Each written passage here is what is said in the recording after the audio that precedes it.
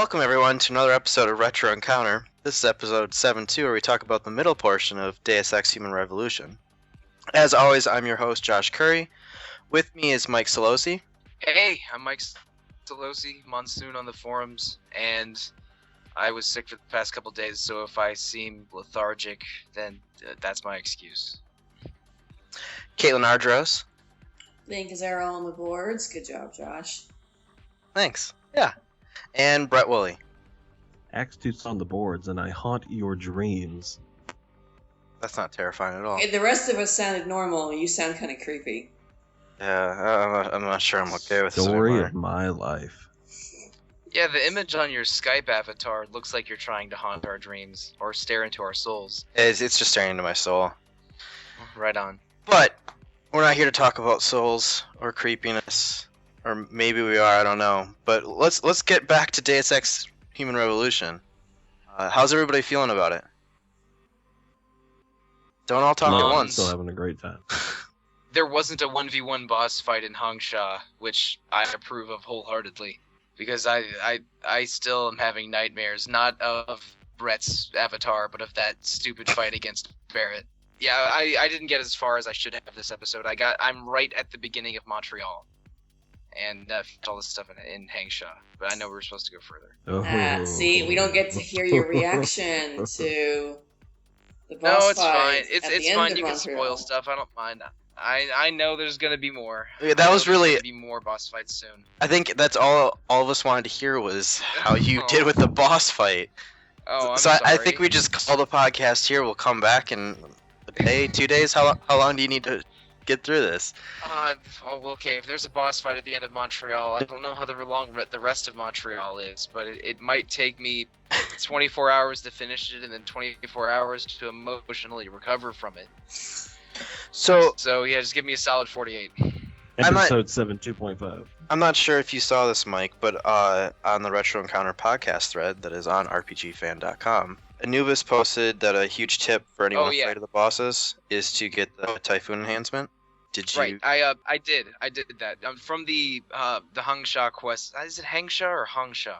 Hengsha, I think. Hengsha? Okay, my bad. They pronounce it weirdly differently when you're in Hengsha too, like depending on the accent. And there's different accents. Like the British people, the American people, and the Chinese people all pronounce it differently. So in all fairness, that's kind of realistic, right? Okay, so I guess we're all right and wrong at the same time, I suppose. So I'm gonna say Hengsha. In Hengsha, I made it a priority to upgrade the that explodey bomb missiles everywhere thing. What's that called again? Typhoon. Yeah, I maxed out my Typhoon stuff, and I used it to wipe out the Dragon Lady's security guards in her penthouse suite all at once, which was very satisfying. Yeah, I ended up getting it as well, because I figured why not? I'm destroying everybody else, I might as well have more destruction. And that does some work. Yeah, it clears out the waves. It's very overpowered. In a wonderful way. And the rest of the game, I'm pretty much only using pistols, but you know, like in a game-breaking way. You can literally just run up to bosses and you can't be hit when the animation plays. So literally just have a full bunch of batteries and just spam it and you can kill things very, very quickly. Yeah, it's basically an FU button on the F2. The F2 button is the FU button. And I can't wait. Yeah, I can't wait to work out some of my frustration on the next set of bosses, but I'll double down and have the game finished by the time we record again. Yeah, I'm okay with the game. I've softened a little bit. I was much more excited during the first one. As the kind of enemies, I guess, have become a little bit more difficult. I know I'm going through it, I'm being super aggressive, and I understand it's not a shooter. I wish it was less of a shooter, but whatever. So it's one of those things, it tries to be a shooter, but it's not a shooter. We kind of talked about this on the first podcast about at least it's not doing those stupid rolls and you're not dealing with that. But the quality of the controls, as the game gets a little bit more difficult, it starts to show that it's not really supposed to be a shooter, I guess, or they don't have the history of that. Yeah, I get what you mean. The basics of game design in Deus Ex are spinning a lot of different plates. because it has these RPG elements, it has these shooter elements, it has these stealth elements, it has mini games associated with hacking and these dialogue puzzles that you can either logic out on your own or sort of cheat with the social enhancer augment. But it almost can't determine what kind of game it is, and when allows players to play it how they want, but as a result, I don't think it's fully living up to its potential as a stealth game or living up to its potential as a shooter, because it has all these other gameplay modes and approaches that it has to respect. So I wish it was more of an RPG. Overwhelmingly, my favorite parts of the game are the stuff in Detroit and Hengsha, and less the infiltrating facilities. So I wish the game was more of an open world RPG in this cyberpunk setting, when really it also has to try and be a stealth game and a shooter. It's but yeah, I think it almost tries to again spin too many plates at once. I don't know how you would make it more of an RPG though and still have those elements. Just make the infiltration and shooting and stealth segments shorter and and have more stuff to do in the open world areas. But that was if I was designing my ideal Deus Ex game, and I'm sure I'm in the minority. I'm not sure you're necessarily in a minority, but so part of the reason I like this game is because there is shooting in it. Of course you do. It's so I respect what they're trying to do. I fully respect it. And it's one of those things. This game, I think this game I will not enjoy this game as much as I want to, but it makes me incredibly excited for Mankind Divided. Which, so sad. I have to say, I was quite disappointed to hear that it's been delayed by 6 months. So, right, yeah, you're gonna have to wait a little bit longer for it. So, right, maybe it's just February to August of next year. Maybe I'm just getting old, so I just my tracking of time's not there. Like I feel too busy all the time, but I'm happy it's getting delayed. I've fully gone on the side now that if a game's not ready, I don't want it coming out. And there's always like that classic quote that like you're only upset for a game being delayed for a short period of time, but like whatever, like when the game comes out, it's perfect forever. But if they like rush it out now, it's a bad game forever. And I know I've butchered that quote. But yeah, I'm not sure what that classic quote was. It's a Nintendo quote. Okay, sure. But I'm all for it. Like a perfect example of this. The Last of Us was delayed like 2 months at the very, very end, and they Naughty Dog has gone on record and said this game would have been crap if we had shipped it when it was supposed to go out. And now I consider that one of the best games ever. Yeah, most of the time, if a game is delayed like that, it's for a good reason. And if a game gets rushed out too much, then you get disasters like Assassin's Creed Arkham Syndicate last year, or Arkham Knight, or even Dragon Age 2. This year, you mean? Syndicate came out this year. I'm sorry. You're right. I meant Unity. I meant Unity, which was a total mess. I'm sorry. Yeah. There's too many Assassin's Creed. Here. I can't keep There track. is. I got the quote. It's from Miyamoto. A delayed game is eventually good. A bad game is bad forever. Yeah. That was much more succinct and much more impactful than that word salad that you tried to pass as a Nintendo quote. And that is why Thanks he makes very a much. lot more money than I do. Word Yeah, salad. because he can quote better than you. That's why. That's exactly. I'm sorry. I won't be on the next Of course, that was podcast. back in the day Me when on it. Oh, okay. Wow, we got how much you're paying him, because he makes so much more than you do. No, it's just this You're on podcast is podcast. so exciting. He's been actually asking, and I've been trying to push him off, but we'll let him come on. All right. Well, regardless, I do agree with you, Josh. If a game is delayed, it's usually for the best. Yeah, there is so much here. There's different layers. They have the multiple paths. There is an open world, which I'm guessing the Mankind is going to be a much more vibrant open world. Where we were complaining last episode that it kind of feels empty. I'm sure that's going to be resolved. But then to have the different types of playthroughs, be able to have a full fleshed out game for each of those, that seems like an absolute nightmare to pull off. And also that they'd be developing for relatively new tech. Yes. Because Human Revolution, which we're playing now, the 360 and PS3 had been out for 4 or 5 years at least. By the time it came out, but Mankind Divided is going out on the Xbone and PS4, which are only a few years old, new technology, new system architecture.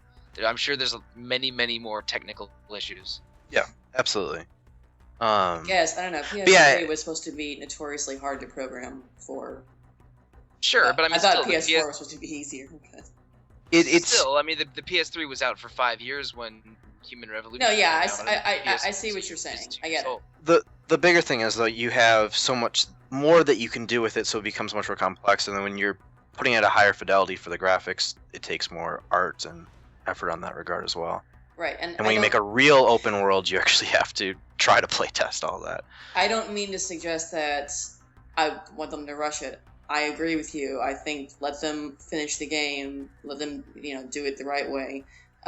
It's just everyone has the initial sort of I was really looking forward to February. Not that I'm not looking forward to February because we still have Fire Emblem Fates coming out, but yeah, we do. God, a little bit. 2016 is so loaded for RPGs. Can we do a small sidebar for this? Like Fire Emblem, am I supposed to buy the special edition so it comes with 3 games? Like what is that? Do you remember when Legend of Zelda did the Oracle of Ages and Oracle of Seasons thing? Yeah. It's 2 separate games that eventually came together and had like the same final act, right? Fire Emblem Fates is 2 separate games, but then there's a 3rd chapter that sort of unites the 2 storylines, and that chapter is going to be DLC if you buy just one of the games. But if you get the special edition, you get all 3 at once. It is weird. Oh, that's a mess. But yes, but right. it's but it looks really good. I'm really pumped for Fates.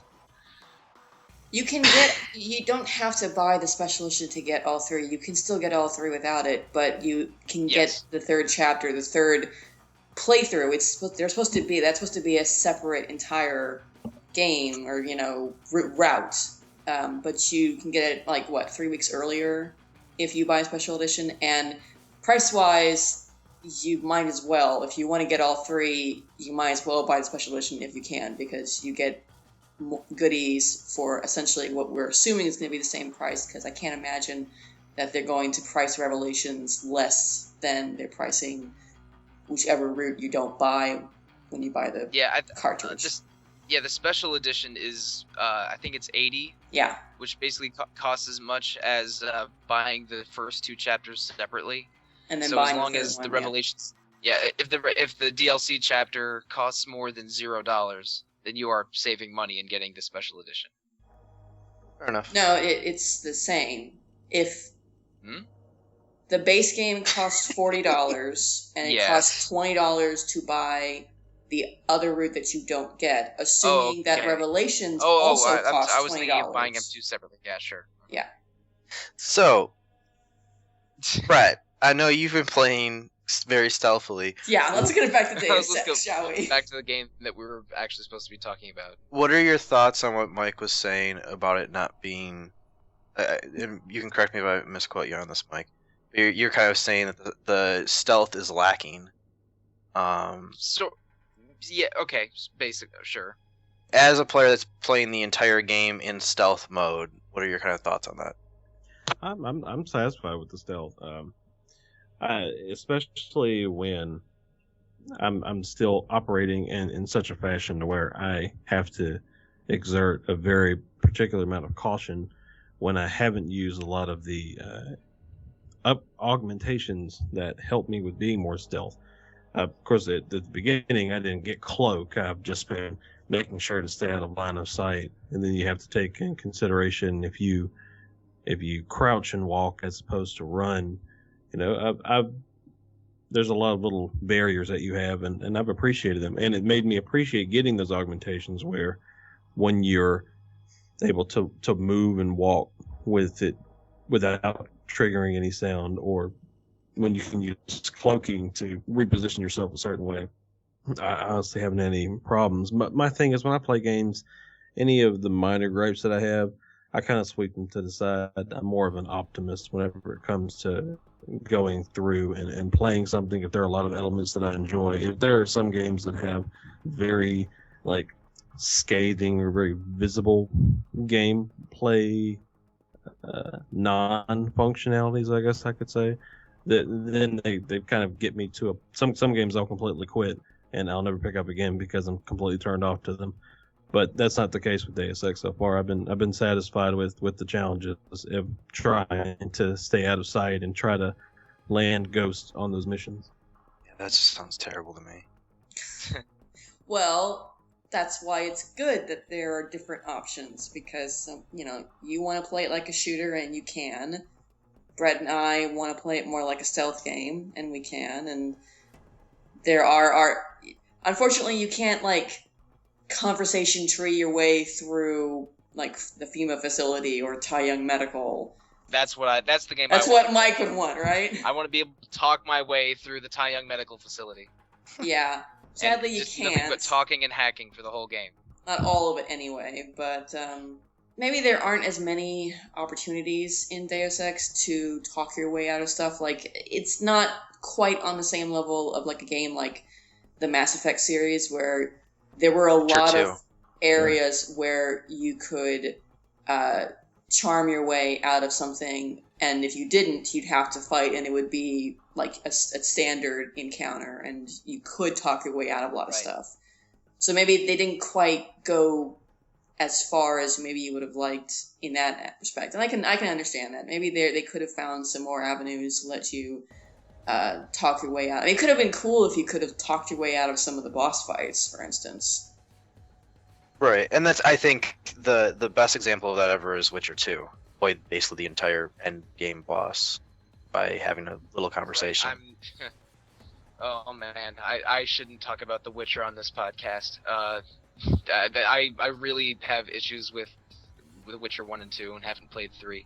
But in general, I should probably say that opinion where I said it was not good enough as a shooter or as a stealth game or as an RPG, that's definitely colored by my own tastes and preferences. I don't favor many stealth games or shooting games. This game is out of my wheelhouse. I'm sure I said that on the last podcast. As a result, I'm whenever I do stealth stuff, it's like, well, I know I've played better games that do stealth better than this. And when I have shooting segments, it's like, well, I've played a lot of shooting games that feel better than this. So I think that my feeling was, because it's trying to give so many options and satisfy so many different types of players, it's not maximizing the potential of any one of those paths. And Caitlin and Brett prefer to play it like a stealth game. Josh prefers to play it like a shooter. I wish it was more like an RPG. And I mean, it's amazing that we can play the same game 3 totally separate ways, and it's right. Really fascinating, and a lot of people appreciate that freedom. But I would judge them have way less shooting and stealth, because that's the kind of gamer that I am. Yeah, so I enjoy stealth games, but I know I'm going to say that's never like, oh, that's not a stealth game. But I enjoy Metal Gear Solid, which I think we've talked about before on this podcast. And I will actually play that stealthily. I've, at times, enjoyed large portions of Splinter Cell, which I think is more, I'll admit, is a better stealth-oriented game. Not a better game, but a better stealth game. But at the end of the day, I almost feel like stealth, a lot of times, does not do a good job translating to 3D. I think if you put stealth in a 2D plane, a lot of the sightline issues that you have, cone of vision and whatnot, those disappear. And I would argue that probably the best stealth game in my mind of all time would be Mark of the Ninja. Well, I think Deus Ex gets a little bit game. more Mark of the Ninja-y if you invest in some of those stealth augments. That because you can see line of sight and cone of vision better with some of those. And Mark of the Ninja is a really good game. I enjoy that game a lot, but it's not really how I've been playing Deus Ex. I always try to stealth for a while and then give up when I fail over and over. And that's not a very satisfying gameplay loop to me. The Sollosi run. Yep, where you stumble around like Mr. Bean and until everyone's dead somehow. Well, Mr. yeah, but T. there's a certain amount to be said for the flexibility of the game that if you fail in stealth, it's not game over. You have other No. avenues That is- available to that you. is true. It's not just a like Metal Gear Solid whoop and then it's over. It's you still can sort of get out of that cluster F. Yeah, Oh, like scary. I don't usually find in Metal Gear Solid games if I mess up my stealth. Well, okay, the older games, especially the one before they got their camera working properly, with the traditional top-down view where you had to go into first person and stop to shoot people. It was never fun if I got spotted because suddenly it's a very awkward experience trying to shoot things. I mean, you do it, but it doesn't work super well because of the way the shooting mechanic and the camera worked in the older games. It's not much. I have not played any of the recent Metal Gear Solid games. Well, the recent ones that they've kind of there's no more top-down camera. Yeah. You can move while you're aiming, which was the real, for me, big problem with the older ones. But my point is, I never liked getting into firefights in Metal Gear Solid. So to me, when I failed my stealth, it was like, oh, that's a failure, and I kind of wanted to start over again and be like, not fail. But here, if I mess up my stealth, I feel like I have the tools and the freedom in the way the game works to say, okay, well, I guess I'm killing everybody, so let's go, pew pew pew. Hopefully your gun sounds better than that. I don't know, the I would make pistol silence to go sounds pretty wimpy, so. See, but that's so I got all the silence options. I chose not to include them because Well, yeah, You're that like the makes sense for this playthrough. anti-stealth. yeah, I like walk into a room, quickly like figure out sight lines where I can gate people and whatnot, and then I will shoot somebody in the head, makes a bunch of ruckus, and everybody will run and just funnel up, and it'll just knock them down one at a time. So you play this game like you're Keanu Reeves in the last 45 minutes of The Matrix, trying to bust Morpheus out of that hotel. I like to think of it as ski shooting, actually. Skeet shooting. Yeah, I just say pull, and they just shoot a bunch of clay pigeons, and just Oh, I had this Go on. wonderful Okay. experience in Montreal. I tipped them off, and they were hostile. And so I retreated into a bathroom where there's a vent, and they all followed me one by one and just stood in front of the vent trying to shoot me. And I, one by one, tranked them in the legs, and they all eventually fell over. And then I wound up with a bathroom full of sleeping bad guys. It was awesome. I had something like that, but they were all dead. And then it was really annoying because they all laid on top of their guns and they all laid on top of each other. So I had to slowly move each person so I could collect all their stuff. Death orgy. Yeah. When I was in the last segment of Hengsha, in the part of the building where there's civilians walking around, and you have to get you have to steal someone's card from the security office, and then and make your way to the penthouse. I knocked out a guard that was near the building the room I wanted to hack into, and then hit him in the room across the hall. And that kept happening. I kept running into guards while I was trying to hack the terminal, and I kept knocking them out one by one and just piling them on top of each other in this other room. And so then one of the civilian characters, a scientist or something, walks into this room, and there's just these 4 unconscious guards piled onto each other with their guns laying at their feet. And she screamed and sounded the alarm. Then I had to shoot my way out of the entire building. See, It was. you should have killed her before she could have screamed. No, I didn't want to kill a civilian. Maybe there isn't a penalty for killing civilians. I'm not doing a pacifist run, but it's. Whatever, it did not go as planned, and I decided to just keep playing instead of reset because I had already reset that segment a couple times. So, yeah, that's how too much of the game is going for me. Well, so speaking of Hengsha, how do we feel about Hengsha as a city hub compared to Detroit? I wish the apartments were easier to find, but I really like it as a city to explore. I think it's cool. Yeah, I like go ahead, Brett. Elevation. Yeah. Oh yeah, it's very vertical. Mm-hmm. I like the verticality because Detroit has a little bit of it, but it's like you can't really run the streets in Detroit on the rooftops. Oh, Yeah. speaking of which, I figured out how to run. Oh, good. Did Yeah. Chris tell you last time? You said that Yeah, there was you a did. running option, and then I forgot by the time Yeah, I 'cause played you- again.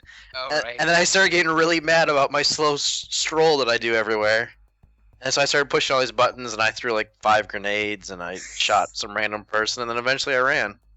It Yeah, was a oh good time. god. I You mean, ran I'm so playing on a far away. Okay. Well, I'm playing on a keyboard, and the grenade button is G, and the holster your weapon button is H. So it's happened multiple times when I'm just in a city street or something, and I want to put away my stun gun, I accidentally throw a grenade into a crowd. Yeah. Quality. Again, I'm the clumsiest Adam Jensen possible. But yeah, I agree with Caitlin. In Detroit, the verticality was mostly just like within the apartment buildings. You would run up a fire escape and then go into a 5th floor window and then work your way down. But for this, you can go between the rooftops, between all these causeways. Like it feels like the entire city is 4 floors. And it makes it really. I had a real hell of a time trying to find one of the apartments for the side quest because Yeah, I know. I just kept I kept trying to go up the wrong side of the apartment building or something. I don't know what I was doing wrong, but I really like how big and vertical Hengsha feels, and I mean because it's in China instead of an American city, it feels more foreign and exotic to me, which I thought it was cool. Hengsha's great. I also think it gives it a sense of authenticity. You look at our cities now already, and we've already had to build up because we can't go out anymore. And this is supposed to be in the future. I don't remember how far, but it's in the future. They're putting robotics on people. And so at that point, it's like all these cities are going to be bigger. They have to go up. So to have like a sprawling, like low-hanging city, it doesn't make sense. So I enjoyed that part of it. It felt like, yeah, I could see this being a futuristic city. Well, you had the Pangu towering over you when you're in Lower Hengsha, and that's a really impressive. I mean, Detroit was really cool too, but I feel like you go to Hengsha and you've got this gigantic thing over your head blocking out most of the sunlight. Like, yeah, I didn't even realize when I first played the game for a good chunk of Hengsha that it was actually daytime because you can barely see any sunshine. It's basically like Midgar in FF7. I was Yeah. about to say that. Yeah, you have these plates that are shading the entire city. And I know we talked about this last episode, but I still wish there were waypoints that I could fast travel between, even if it was just, say, 2 or 3 of them on different corners of the city. But Hengsha is a cool environment to explore. I have to say, the side quests in each of the city environments, they're ultimately a little rote. It's like, oh, go here, deal with this person, do X or Y, and then go back to the quest giver. But I think they're really well designed. Like the dialogue's good. They feel fun and satisfying to complete. I wanted more side quests in Hengsha after I finished the 4 or 5 or however many there are.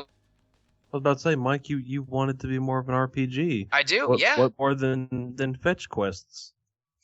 Yeah, just give me fetch quests and dialogue puzzles and more prostitutes to rescue.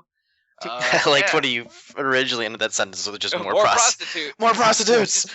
Look. More This city has more one prostitute. brothel. How would Hengsha be if it had 3 brothels? It's like, really. Now we're talking Game of the Year material. So RPG Rescue Prostitutes game. Ooh. Oh Now god. No. Mike's interested. Huh. Go on. All right. I'm thinking of quitting my job to work on this $1 million idea. Let's get the Kickstarter going. RPG Rescue Prostitutes game. Anyway, I mean, sure, it plays into how the parts I like best about Deus Ex, but I really like the city environments and the side quests in each of them. And how great was it when you help Yes. out that asshole for for murdering her friend. Yeah, I Yeah. love that That was a good quest. mission. I like that. I love Malik, so I loved helping her, and that Malik's was a really good awesome. quest. I'm gonna be very upset if she dies over the course of this game. Not saying Oh, okay, anything. all right. Was that crickets that I just heard? Thank you. You're welcome. Now, okay, I'm reading between the lines here. Is there a way that I can save her? Yes. Okay, all right. I am going to reset until that happens. I would say, in all fairness, though, do you think you can actually pull that off? I just You did. know, I have. Oh, you mean Ken? Can Mike? I pull it off. Yeah. Yes. Yeah, I Mike. think everybody else can, but can Mike? Sure. We have all these A players here. How about the C- player? What's Well, gonna I'll happen is you're gonna save her, and you're gonna turn around and just shoot her. I'll just say I'm gonna- this. Slow her up. Yeah, I'm gonna accidentally hit G instead of R to talk to instead of E to talk to her, and then I'll toss a grenade at her. I'll just say this. Don't even try to stealth it. Don't even try. And I guess, Brett, for you trying to do a pacifist approach, don't. I'm not even sure if you can stealthily. I did. You did? No one died. Awesome. But that must have been you had to book it to do that because. I restarted 5 times. Yep, there's that. Yeah. I've lost hair. I think I have to restart 5 times just to walk from like the hotel to the limb clinic. But yeah, I'm not good at shooting video games. It's all those prostitutes. They just don't like you, right? Well, it's just the one prostitute, but I wish there were more prostitutes to not like me in this game. Obviously, as we Depressing thought. He's got to worry about his prostitute reputation points. I have to say though, like RPG definitely would have a prostitute reputation point. Prostitute number 1 will Yes. remember this. there are a lot of prostitutes in this game, like in the 2 hub worlds. There's a lot of them in Detroit, and you have a whole hotel. I know. In Hengsha, and it's just kind of like, I mean, In all fairness, I'm from Detroit. That's not very far from the normal realm. okay, yeah, I mean that's like on the one. I was gonna say on the one hand, there are prostitutes in real life, and that's the thing that happens. But it's just kind of like there's a lot of them. Like compare prostitutes versus non-prostitutes in this game. It's a fairly big or not big ratio. Well, and that's the thing is there's just not a lot of characters in the world, so then it's like prostitute, gang member, prostitute. Oh, you're a normal person. Wow. Yeah, we're like Cop. surprised when we have normal people who aren't Cop gang undercover members. as prostitute. Yeah. It's not filled out with anything other than that. It's like, all right, well, sure, okay. All it's missing is a prostitute posing as a cop. Okay. Oh, there is that one. Ooh. Yeah, that one side quest. No, other way around. There's a cop Or the posing cop. as a prostitute. Yeah. Well, yeah, but I mean that's how vice departments work. But How I do you don't- know? How do you know she's not I've- really a prostitute who just got a job as a cop for giggles? I don't know. I did not mean to prejudge this prostitute cop, this hypothetical prostitute cop, and I swear I did not mean for this conversation to turn to prostitutes for so long. But yeah, okay, copstitute. Yep. Oh my god. Alright, moving on. Fantastic. So, yeah, So how about RPG Eliza, prostitute hey? Quest. That's a person. Yeah, well, Ayer... Mike's not there yet, but we're No, he's no, getting she's the news lady, right? I've been listening to all the audio stuff. Well, there's She's more the than news- that. We're gonna have to spoil you if we're gonna talk about her. Sure. Oh, let me guess. She's a people don't realize she's a robot, but she's actually like super augmented or something. Or Close. like a cyborg. Kinda. You're actually. close. Oh, okay. Yeah, well done. So all right. What's the real answer? How close was I? She is an artificial intelligence that is being used by some sort of secretive group to spin the news in a way that favors them, which explains when you go through Picus and you actually I love this part of the game when you're going through and you're looking at all the emails on the computer and you're seeing how Picus's directive is not to tell the news. It's to tell the news in a way that benefits their clients, is what they call them. And you see that's people getting exactly like news in 2015. Yeah, I was gonna say Fox that's News. yeah. Well, Yeah. because we're all cynical, about it. I mean, that's not what the news is not supposed to be like that, but it often does get utilized. But this is even more so. I'd say this is worse. I mean, this is not a news organization that's trying to pretend that it's being impartial and unbiased. They are straight out saying we are biased in favor of whatever our clients want us to say, and I thought that was really interesting considering. Yeah, sounds fair and balanced to me. Well, I don't know if you guys have been listening to the commentary in the director's cut version, but they specifically mention at one point, they talk about the name Picus is a Greek god or demigod of manure. So you are literally talking about a news organization that is literally spinning bullshit. I thought I love that. I just love that so much. There's one of those emails where one of the producers was sending a communication to, I guess, an editor or someone else, where they're like talking about how they should edit the interview with David Seraph. And I don't know if it was that one or another one where they were trying to say, so what should I go with? Should I go with drug-addled racist tirade, or should I go with something else?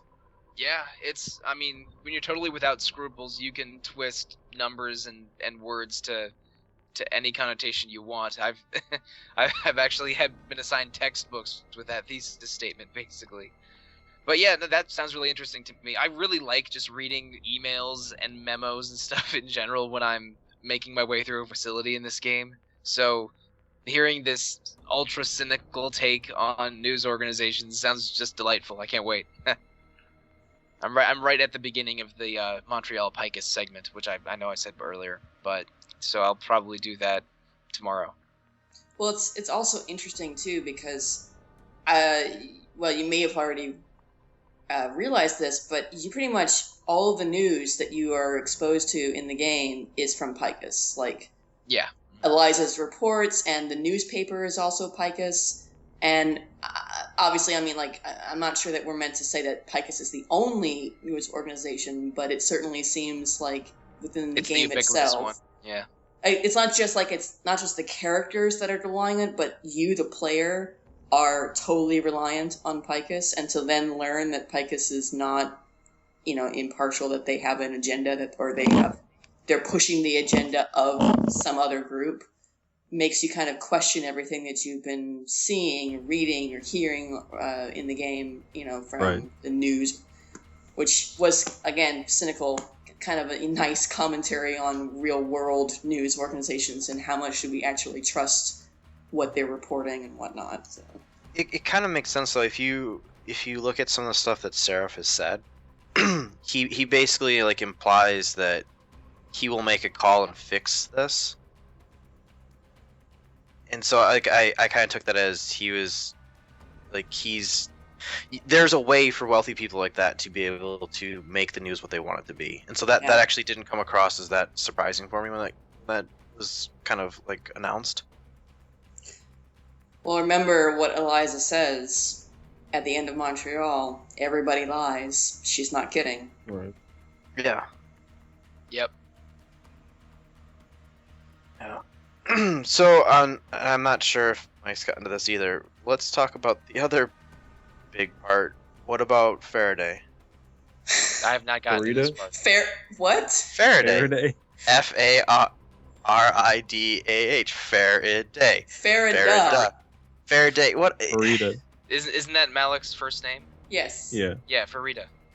No, she's I'll say Faraday is a city in Farad- Louisiana, so good on you. Yeah, and he's also a legendary physicist. He's also in Lost. That one. Okay. Because they named him after the physicist. Sure. Okay. All right. We can keep talking about Lost if you guys want. No, let's. I'd rather talk about Mike. I'd rather talk about Michael Faraday than Lost. Well, Michael Faraday is the person in Lost. Oh, great. Okay, well, let's keep talking about Deus Ex. So, right, this physicist character, Malik. She's a physicist too. Who a flying pilot jets is just her physicist. day job. Yeah, our physicist pilot who only owns one set of clothes. I guess there's a rescue mission or something, or a protection mission that you can fail. Is what I'm gathering. So when you arrive at Hengsha the second time, Right. um, I already knew that we do Detroit. I knew that there was a Detroit 2 and a Hengsha 2 from our Yeah. discussions outside the podcast. you're put in a situation where you have a choice to either basically try to save her, or you can sacrifice her and get away from lots of bad guys. Okay, decision made. She's being saved.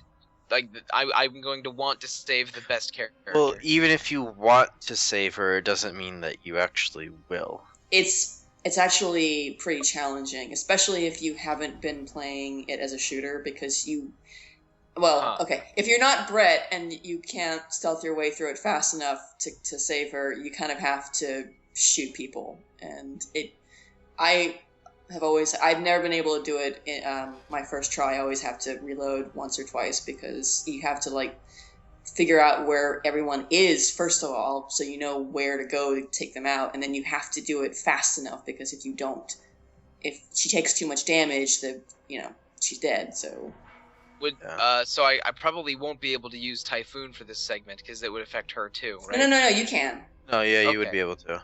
All right, but I don't know. Even if it means I have to go down to tell me a story difficulty, I'm going to want to save her. She's my favorite. She's my favorite NPC. So I would be bummed out if she died. Yeah, me too. I really liked her, and right? Yeah. I think it's so adorable. She obviously has a crush on Jensen.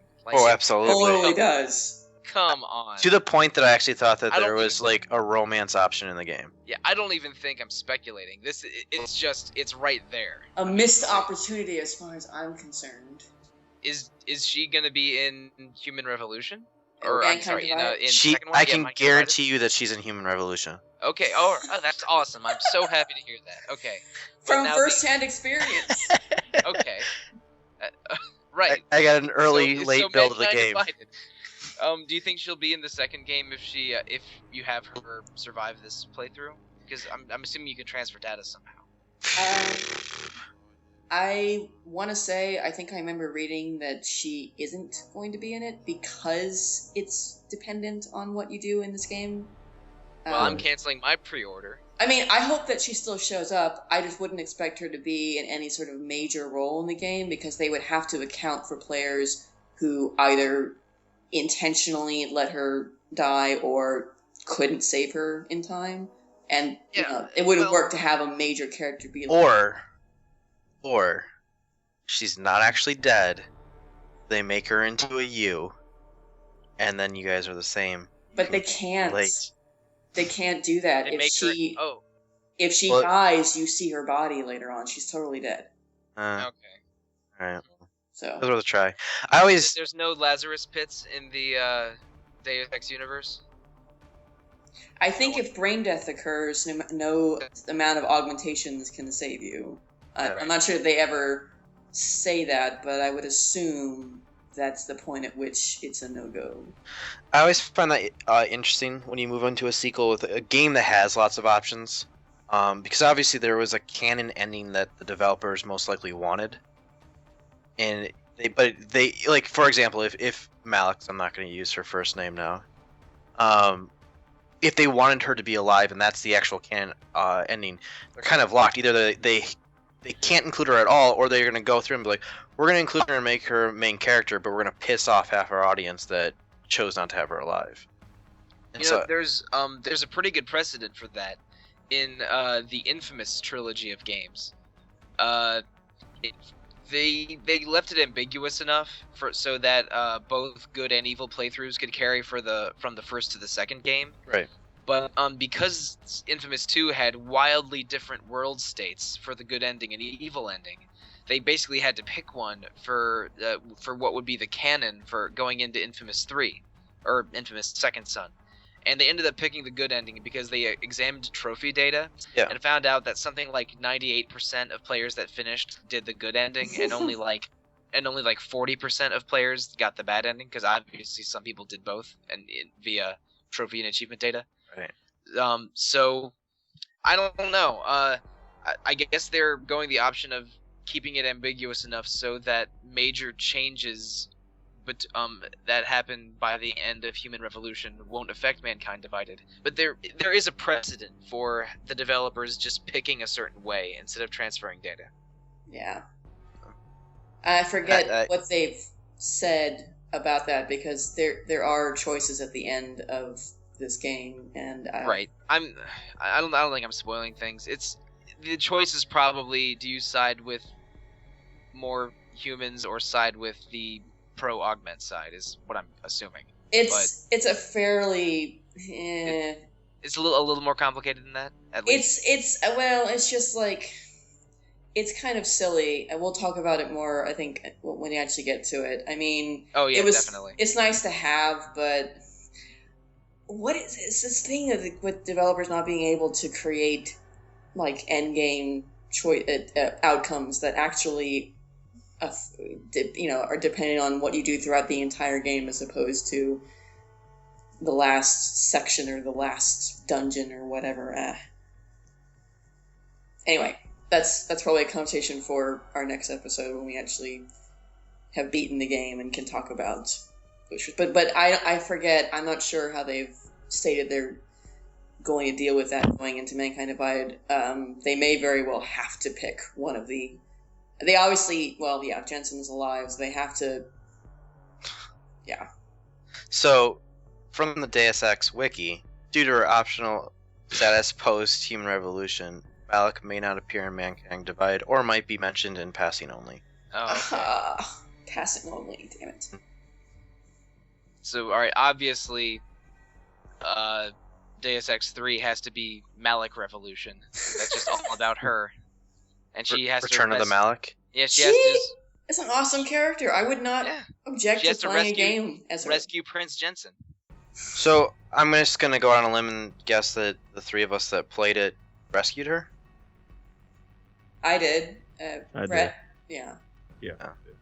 So the pressure's on, Mike. You have to do it then. Yeah. Oh, great. Okay, I will definitely give you an update on that and on any more boss battles that I suffer through for the next playthrough. And also, I should reiterate, I'm the only one of the four of us that's playing the OG version and not the director's cut.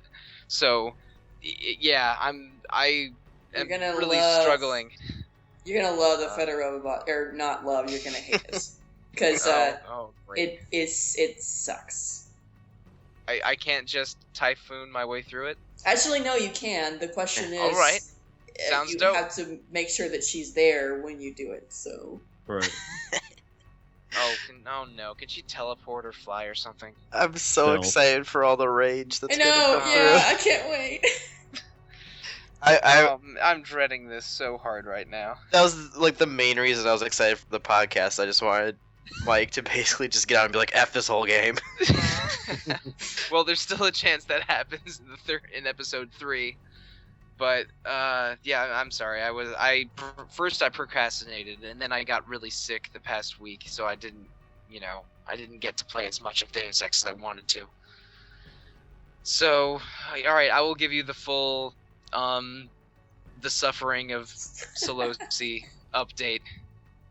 So, obviously Mike didn't play it. Why don't we, without going too much into it, because we'll talk about it more on the next podcast, how did everybody find that fight? Is this the Montreal fight or later? This is the Montreal fight.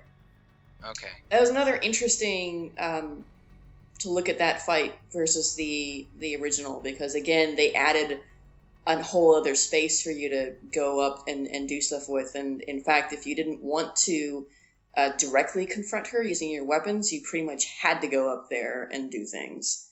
And Wait, is this the crazy robot lady who looks like she's 8.5 feet tall? Yes. And she's like, she has like weird blade legs like the gazelle girl in Kingsman.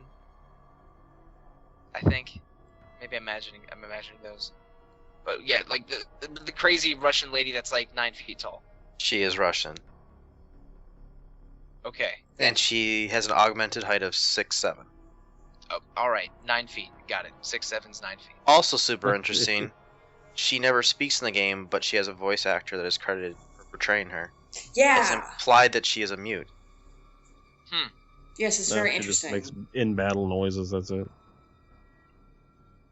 Well, Okay. it also makes the fight itself kind of creepy because, like, Barrett was super talkative, especially if Barrett's you a hide chatterbox. from him. He just, like, and then she's just super quiet, and the way in which you have to flush her out and fight her was kind of, it was cool. I mean, creepy cool, but still.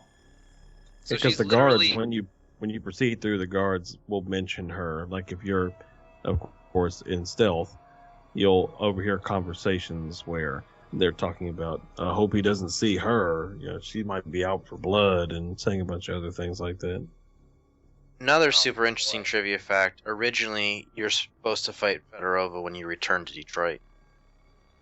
Oh, then I guess they moved around the boss fight. Yeah, they moved it forward. I think because of what they're implying that would have happened. They're saying they're supposed to be in a group of rioters, and they would have, like, killed a bunch of them. I'm guessing they moved away from that just because of it being a touchy subject sometimes. But, so, everybody, how did the fight go for everybody else? I fought her twice because I had my comments on, and I wanted to see the ending cutscene with the commentary and then without.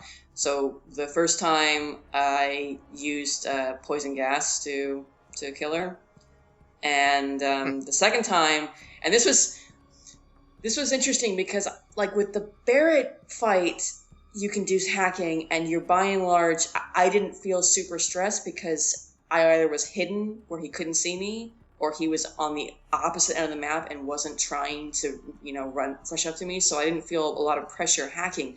I felt a ton of pressure doing the hacking for this fight. Like, you have to hack to open a door, and then if you want to use the turrets that are upstairs, you have to hack again. And that was amazing. I was kind of sweating because I was always trying to figure out, okay, is she on to me? Where is she? Am I about to die? So that was pretty cool.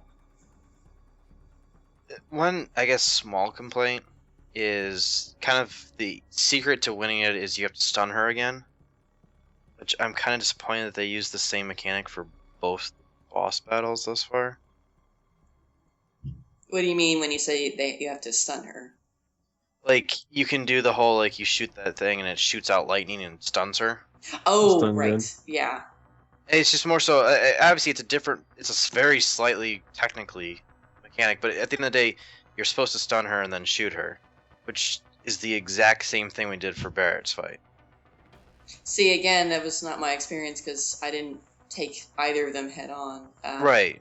I remember that, though, from the original game where you had to use the power panels to get her in order to actually be able to shoot her. So, And that's my favorite thing hearing is, like, you guys obviously are doing it much different routes than I am. I'm basically going head on with the people, so I have to either shoot them really quickly and kill them, or I have to, like, do the stun methods. And maybe that's for my own detriment that I'm doing that.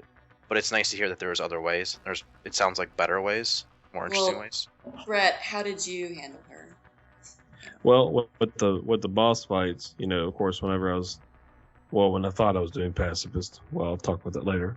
But the boss battles, with the way that it was configured, it kind of seemed like this was you have to fight to the death. So, I actually have a fully upgraded combat rifle that I use in those instances. So with that fight, there was a lot of that. I had EMP grenades, and I had the auto hack tools because I didn't want to be exposed, so I would use auto hack, let that run, and then I would have my rifle out, and then that's when I was able to exploit the door, get up, use the turrets.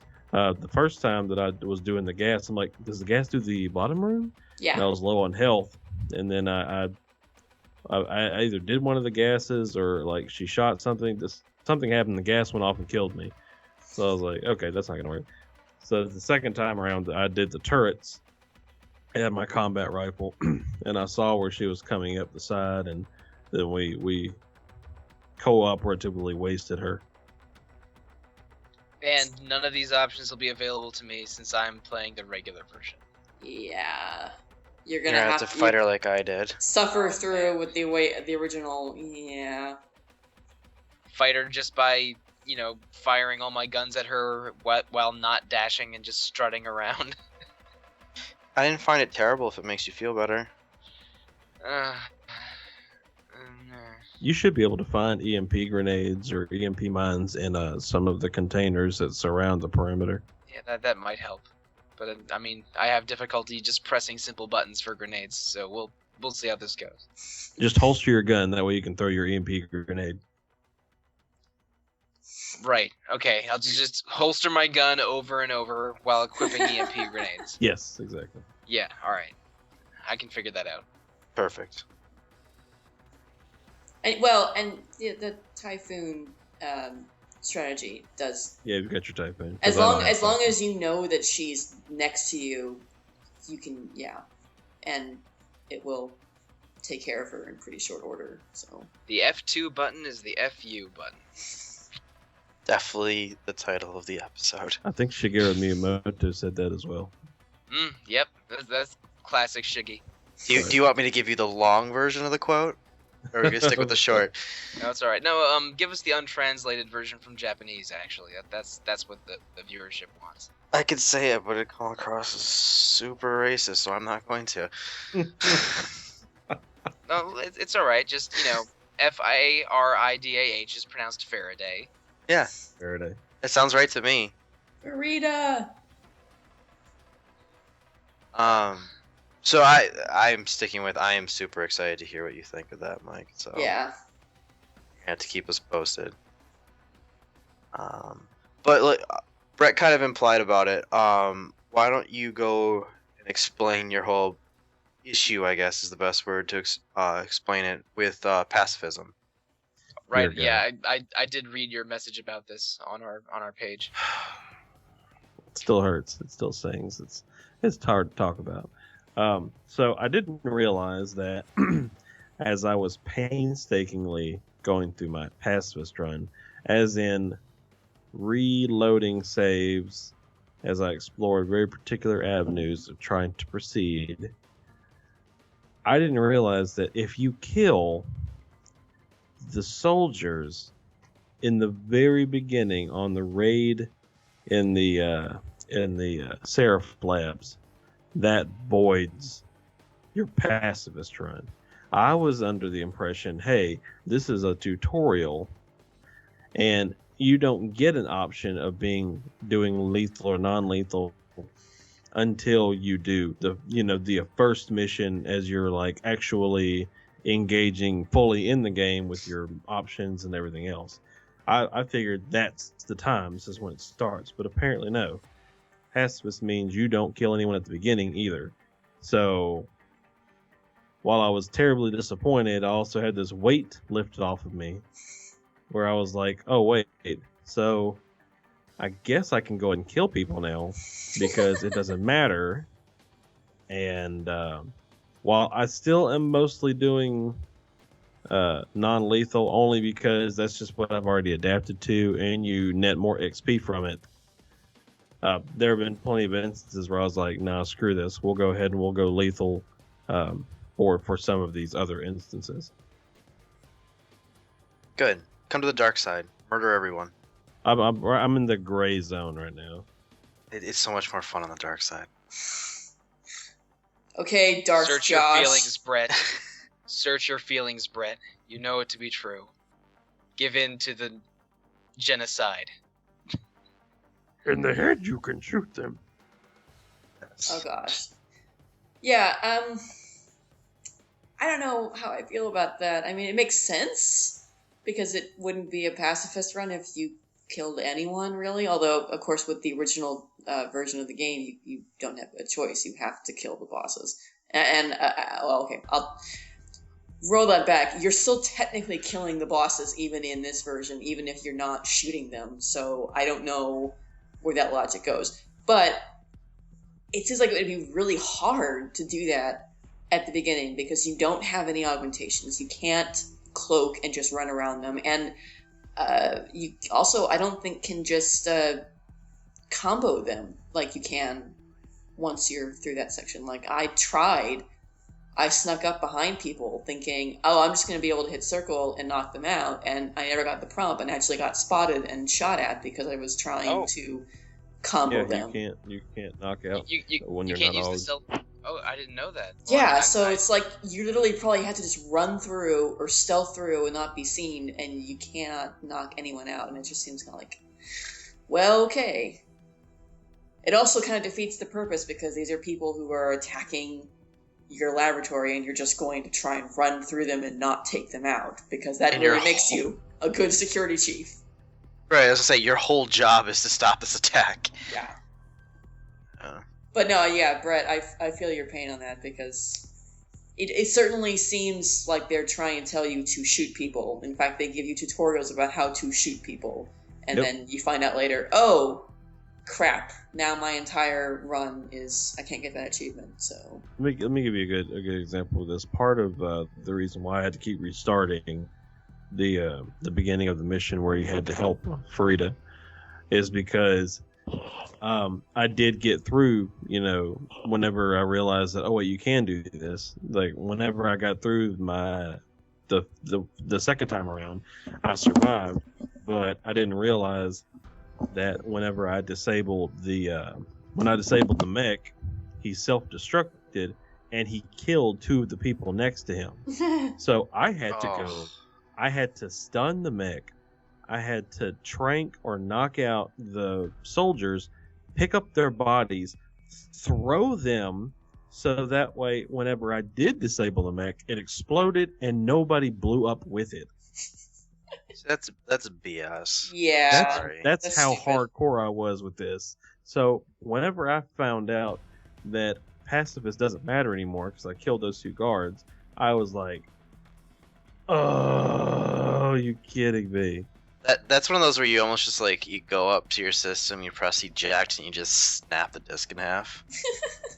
Just drop it, like digital, wipe your hands and just walk away.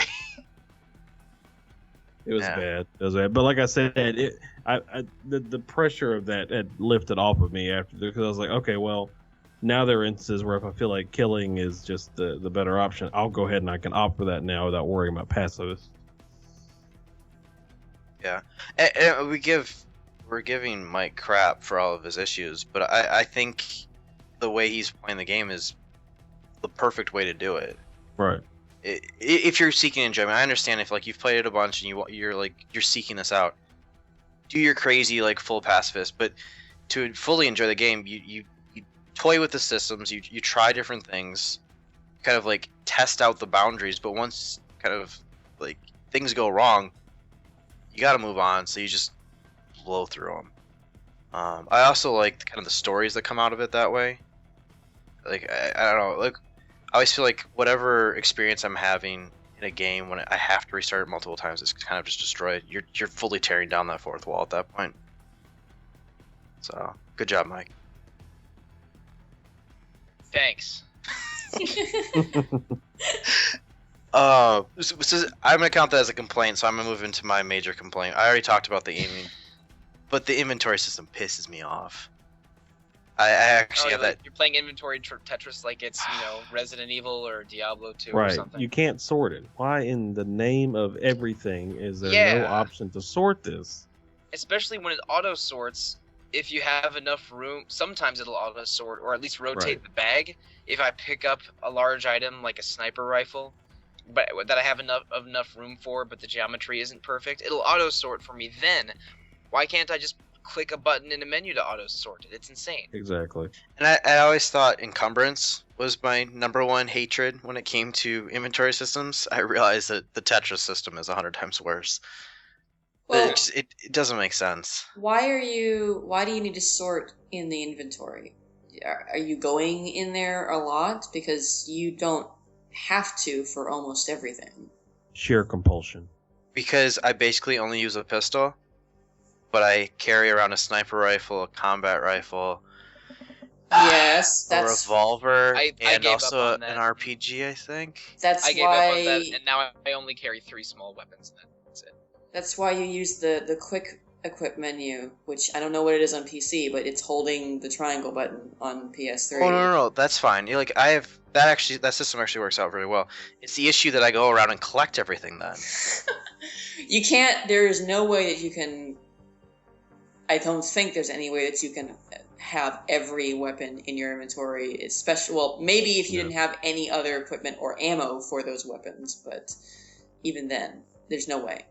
There's just too much. You have to pick and choose what you want and what you're going to use. So. And here's this is where it's always like, I've made Jensen super strong. He walks around and just casually picks up like these ton heavy things. Why can't he carry an extra round of bullets? Right. Well, let's get this guy a backpack. You know, like. I feel like there should have been another, not even just one row. I think several rows of inventory space just to. No, there shouldn't be rows. Screw that. I don't want to see little squares. If there's squares in my inventory system when it comes to Mankind Divided, I will lose my mind.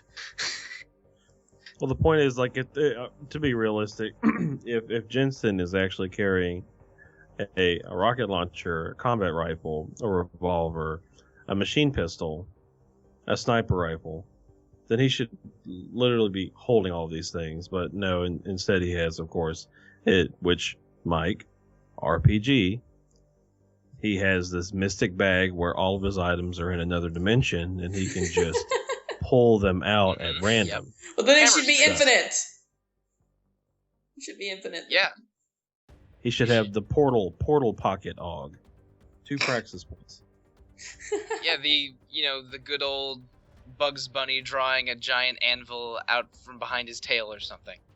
Right. Well, logic-free hammer space is what I want.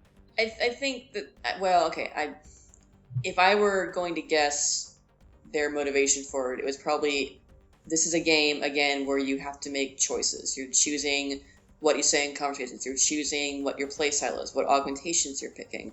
So they're probably thinking, well, you're gonna have to make choices too about what equipment to use, because we don't want you to have unlimited space. Otherwise, if you had unlimited space, I think everyone would pick up every gun that they have, even if they never use them. But it should, you should have to choose, because it should also be a part of your play style and it fits in with the style of the game. But having said that, it can be kind of frustrating. Even I don't feel like it's enough space, even when you have it fully upgraded. I have tons of, ammo for my guns that I do use, and I don't pick up some guns that I don't like. I know I'm not going to use the shotgun very much, because that's not really useful or conducive in my playstyle. But even though it works for us because we have tranq rifle, stun gun, peps if you wanted, which it wasn't really working with my playstyle because peps is not stealth, but it is a non-lethal gun. It's fun to use though.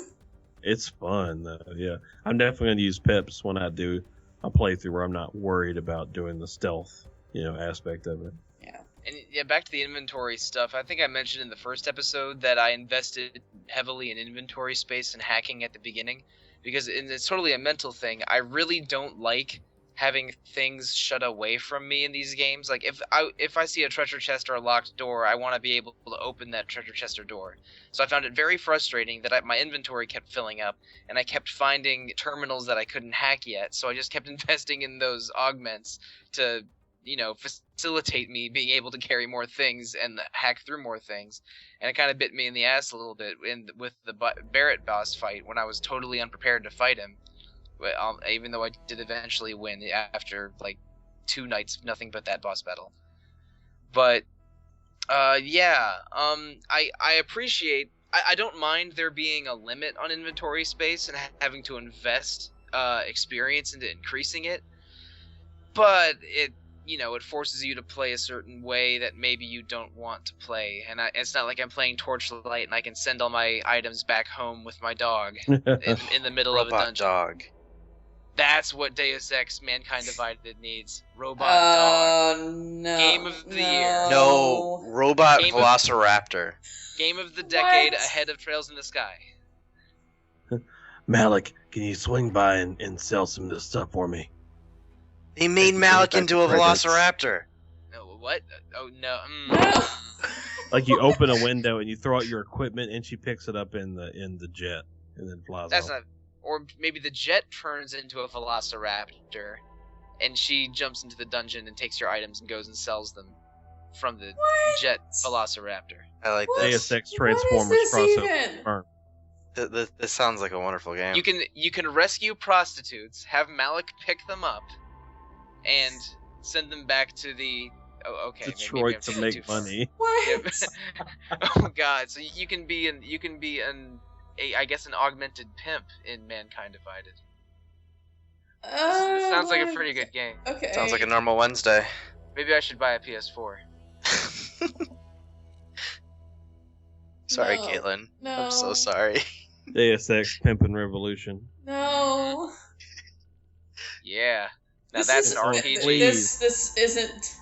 I never asked for this. RPGs. Could someone please get Adam Jensen and now put him in a pink like pimp hat with a fur coat? Please, someone do that for us. Turning it into Saints Row 5. Right? Oh man. Oh. Well, how did it get back to this? It's my fault. That's all your fault. Yeah. because you didn't finish Montreal. Yeah. I guess I earned this execution this time. No, I don't. I'm not going to do that. I don't do that. Stop. Yeah, she does that to me. Okay. And I mean it in a loving way. I never mean it like, seriously. Anyways, So yeah, I gotta go fight Russian mute robot lady and try and save Malik, and I have about a week. yeah. Goody. We believe in you. We do. Oh, and I'm not maybe sure I'd- also save the world too. So Yeah, there's that. If you have time. The most important thing oh, is you- to save Malik. The rest of And the I was world. gonna say, Malik can seems wait. so much more important. Right. Malik is my world. Aw. Most important is Malik, then Seraph Industries, then the world. Okay. Alright, don't know what that means. Well, speaking of, I guess, of Seraph, I don't know if we want to, because again, this might be spoiling Mike a little bit, but how are we That's feeling? fine. I figured out he was. Well, how are we feeling about like the turns the story has taken in this chunk so far? Like I'm liking it. We're learning more things. There's some light being shed, but also a lot of questions and trust issues coming up, I think. So, and I don't know. We haven't gotten to the really juicy part yet, but I really like how you learn more about Seraph and you start having questions and you're not quite sure that you can trust him even by this point in the game. I like Seraph in a lot of different ways.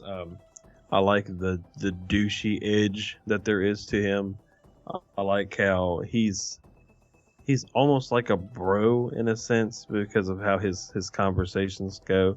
Like he doesn't have the sense of eloquence that you would typically expect someone in his position to have, but I'm glad that he doesn't. Because it almost seems like he's approachable, but then there's just again that business edge to him that would be a personal turn off.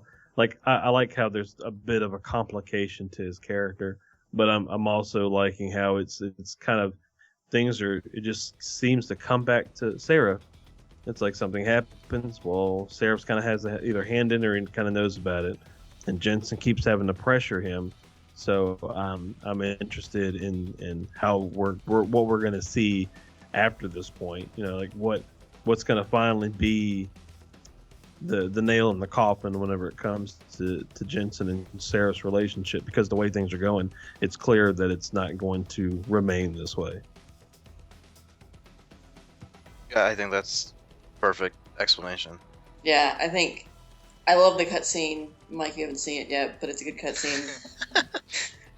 When you get back to Detroit after your world tour, and again, I was listening to the commentary, and I hadn't picked up on this, I really think, the first time I played, but they're totally right. They did visual cues to sort of show you, because of some of the things Jensen has learned, he's not sure, it's not the same relationship for him with Seraph anymore. He's, like, suspicious of Seraph now. Yeah. And I like how they kind of complicated that relationship. Because they could have just kept him as, your boss, and he's in the right, and you're working for him, and you're going to right the wrongs. But it's interesting how they build up all these threads and have you questioning people and not sure who's telling the truth and what is actually going on, because you kind of are unraveling a mystery throughout the entire game. Right. And we mentioned this at the beginning of the last podcast, I believe, where how just the storytelling of how the kind of cut shots with kind of smart dialogue. At the beginning, there was so much implications of, like, you used to date this person. I don't remember her name. I think Megan. Yeah. Megan. Okay. But they do. I actually think the storytelling in the game is actually kind of smart. I think they do a good job with that. And they lead out information in nice chunks that is always satisfying. And right now we have way too many questions still. We have so many more questions than we have answers. But you can definitely see what you're building up to something. It's getting exciting. Right. And I think a lot of games screw that whole process up. And thus far, I've been pretty happy with how Deus Ex has been moving along with everything. I think one of my biggest things that I have enjoyed is that the progression of the story, kind of from where Jensen is. If Megan wasn't a factor, Jensen probably would have just cashed out like a long time ago. Like, I know he has the whole complication with his augmentations being supplied by Seraph, but kind of from a standpoint of what he's having to do in the name of that company, like he probably would have kind of come to a point where he's like, look, I really don't want to deal with this anymore. So it's kind of interesting. It's like he's doing this under the guise of, he's trying to help the company, or he's just trying to help Seraph. But really, he's got more of a personal investment into it. And I thought I think that's kind of neat. That's not completely apparent, but you kind of, as you progress and you listen to how Adam is interacting with these other characters, especially like Tong or other people, the hacker that he eventually catches up with. His big thing is, where are the scientists? And of course, what that really means is, where is Megan? Yeah. Which, speaking of that, I mean, what did you guys think about that particular twist that they weren't actually killed? They were kidnapped. That's what I said from the beginning. You guys corrected me last time. Because I didn't want to spoil it. Yeah, the assumption at the beginning is that they all died. No, it's not. I'm sticking with that. The assumption at the beginning is that they were being held. No. The assumption. Well, the assumption was for me that they were being held. You felt like they were probably still alive, and that was in my head as well. But no, as far as the progression and with because like if you're reading the emails, or if you're kind of going through and following the lines of communication that are kind of in the background, then no, you have the funeral, you have the communications about Megan, you have other things, and then you have the mission where you help her mom. So when you go through, it's like he's because he's 6 months and he comes back. He's coping with that loss and coping with his changes. So as far as how the story's progressing, if anything, they want the player to believe that she's dead. Yeah. But I mean, I'm not gonna say I know she's alive or I know she's dead, but I mean, we're playing a video game. These games thrive on strange twists and withholding secrets like this. It would not surprise me if Megan or the other scientists were still alive. But I right now we have to be under the impression that she's dead. But yeah, I mean, if she ended up being, just You know she's locked alive. away, chained to his. He doesn't locked yet. away. No, he I does. don't. What? Oh, do you? I don't think he does yet. Don't you know at the end of Tai Young Medical? Did the dragon lady say that?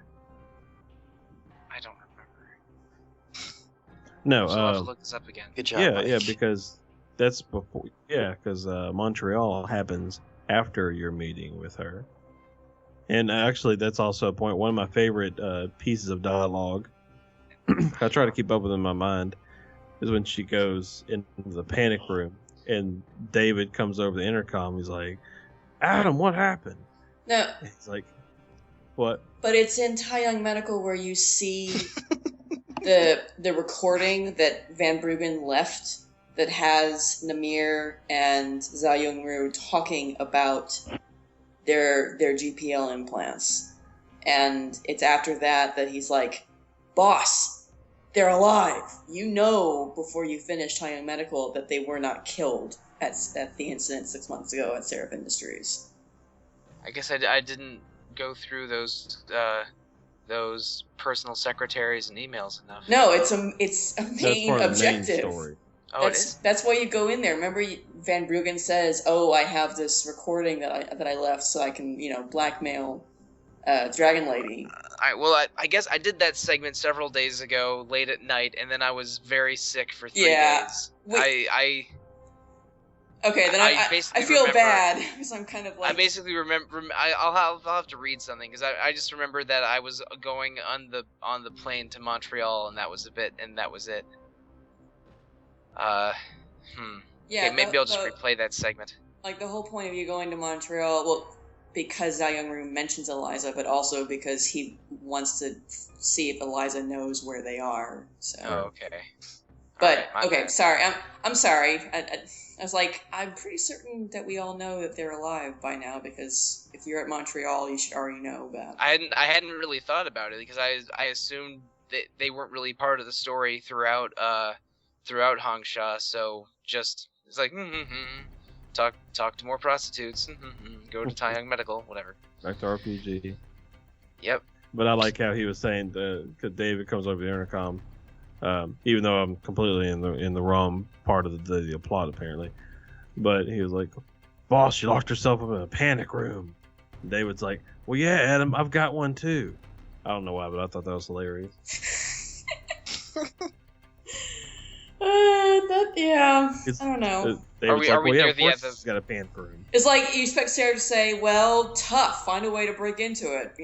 I gave you all those augmentations. Do something." Right. Are we near the end of the episode yet? Yeah, I think so. Okay. we're done. That's a wrap. Just on that. So as always, we would love to hear your thoughts. Please get on the boards. Please send us emails at retro@rpgfan.com. Go out there on whatever podcasting service you have to hear this on. Comment and review. That helps out tremendously, especially on iTunes. That makes a huge difference for how many people get to see and experience this podcast. So yeah, like I said, that's going to do it for this episode of Retro Encounter. Back next time to wrap up everything with Deus Ex, and I guess this is kind of important as well. As always, for the second episode, we announce at the end what we're going to be doing for next month. Oh right, I forgot all about this. Yay! Yeah, I'm really happy I remember this. So December's going to be a slightly different month than normal. But we're going to be covering Parasite Eve. Yeah. Cue applause. It is only... Ooh, I actually got applause. That's awesome. Yeah. I'm an editor, man. But Go right in. it's actually only going to be 2 episodes, so it's a little bit shorter game, so we're going to be able to cover everything in 2 episodes. And for the 3rd episode of that month, it is actually episode 25 for Retro Encounter. Woo. So we're going to have a special kind of smorgasbord extravaganza. We'll get a bunch of people on. We'll do kind of a party year-end wrap-up, talk about favorites and best ofs and all sorts of jazz. So it'll be a lot of fun. And so yeah, that will be December. But yeah, so get out there, maybe during one of these Black Friday sales, you can, if you don't already have Parasite Eve, you can get it on the cheap. Yeah, that will do it. I think you can play the PS1 version on a PSP or Vita or PS3. Yes, for you can. It's either like $6 or $10. Actually, since I've known that we were going to do this for a while, I was able to pick it up a while ago for like $1 or $2. It was probably like really 75% off. And it's one of those crazy sales. Sure. So I'm guessing if you're looking hard enough, you'll be able to find something on Black Friday that you could probably do the same. It's a great. And also, I mean, I'm not on the episode next month, but I have played Parasite Eve. That game is weird and creepy and stylish and really awesome. Yeah, it's worth playing. I'm not gonna say the entire Chrysler building is worth it, but the main story of that game is just really good. Yes, play it. I'm really excited because I've never played it before, so Ooh. so that'll be nice and fun. But yeah, that will do it for us at Retro Encounter. We'll see you guys next time.